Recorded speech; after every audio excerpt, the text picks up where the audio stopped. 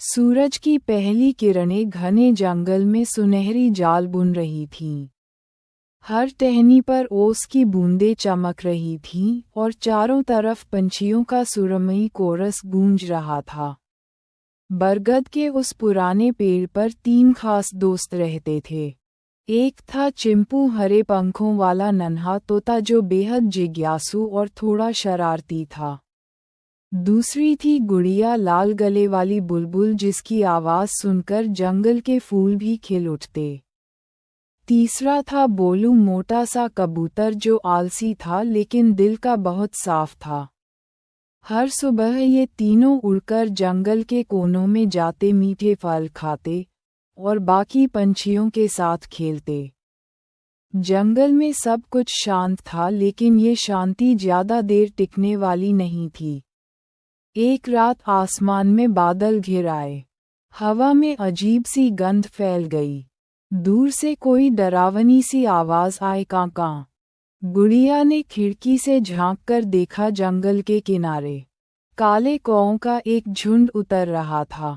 ये साधारण कौवे नहीं थे, ये थे काले पंख वाले शिकारी, जिनके बारे में सुना जाता था कि वो छोटे पंछियों के घोंसले उजाड़ देते हैं।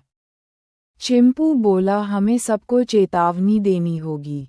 बोलू ने कहा, अभी रात है, सुबह तक रुकते हैं। गुड़िया ने गंभीर होकर कहा, सुबह तक शायद देर हो जाए। अगले ही दिन कौओं ने हमला कर दिया। पेड़ों से घोंसले गिरने लगे, अंडे टूटने लगे और कई छोटे पंछी डरकर इधर उधर भागने लगे। चिंपू ने अपनी तेज उड़ान से बच्चों को सुरक्षित जगह पहुंचाया। गुड़िया ने ऊंची टहनी से अपनी आवाज़ में सबको इकट्ठा किया और बोलू ने अपने भारी पंखों से कौओं को दूर भगाने की कोशिश की। लेकिन कौवे बहुत ताकतवर थे और उनकी संख्या भी ज़्यादा थी। ऐसा लग रहा था कि जंगल हार जाएगा। तभी आसमान से एक विशाल परछाई उतरी। ये था सफ़ेद पंखों वाला गरुड़, जंगल का सबसे पुराना और ताकतवर पक्षी। उसकी आंखें आग जैसी चमक रही थीं। गरुड़ ने कहा, मैं देख रहा था कि तुम सब अकेले लड़ रहे हो, लेकिन असली जीत एकता में है। उसने पंछियों को योजना दी। छोटे पंछी ऊपर से पत्ते गिराकर कौओं का ध्यान भटकाएं। मध्यम आकार के पंछी टहनियों से अचानक हमला करें। बड़े पंछी पंख फैलाकर हवा का तेज झोंका पैदा करें। अगले दिन सुबह जैसे ही कौवे लौटे, पूरा जंगल तैयार था। आसमान में सैकड़ों पंख चमक रहे थे, नीले, पीले, लाल, सफ़ेद। छोटे पंछियों ने पत्तों की बारिश कर दी। गुड़िया ने अपनी आवाज़ से इतनी तेज़ लय बनाई कि कौवे घबरा गए।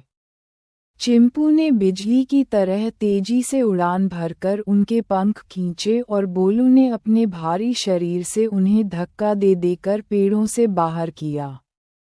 गरुड़ ने आखिरी वार किया। एक जोरदार चीख और पंखों की लहर से कौवे आसमान में दूर तक उड़ गए और फिर कभी लौटकर नहीं आए। जंगल में फिर से शांति लौट आई। बरगद के पेड़ के नीचे सभी पंछी इकट्ठा हुए और गुड़िया ने एक नया गीत गाया। पंख अलग हो सकते हैं मगर उड़ान हमेशा एक होती है। उस दिन से हर साल उसी तारीख को जंगल के पंछी उड़ान उत्सव मनाने लगे। और चिंपू, गुड़िया और बोलू जंगल के हीरो बन गए।